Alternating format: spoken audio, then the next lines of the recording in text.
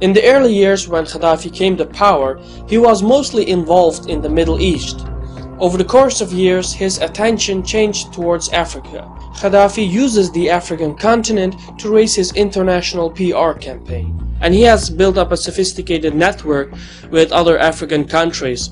Most of these relations are built on commercial or political interests and are limited to the Sahel region. The Sahel region is just south of Libya. It stretches from the Atlantic Ocean to the Red Sea. In terms of commercial relations, Libya has pushed its reach all the way to the southern tip of the continent. Most of the commercial relations are in the form of capital investment by a Libyan investment agency called the Libyan Arab African Investment Company. This agency has some stakes in prominent corporations and companies in Africa, but the stakes are relatively small on the global scale, ranging from $10 million to $200 million. In terms of political relations, Gaddafi was involved in mediating in disputes in some African countries.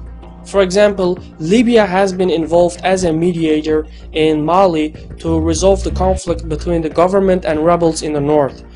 This conflict could very well flare up again without Libyan intervention. In Liberia, Niger, Chad, and Central African Republic, Libya has provided millions of dollars in investment projects to help keep these governments stable. These countries could become fragile without this capital investment.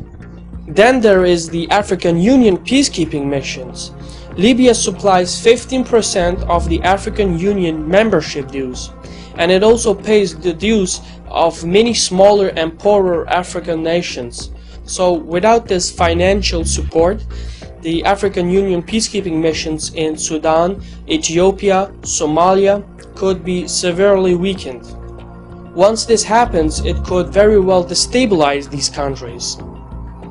So Libya does have a certain degree of influence on some African countries. It's not a dominant influence, but the absence of Libyan involvement can have some consequences. This was a Caspian report by me, Shirvan. Thank you for watching. Sağ ol.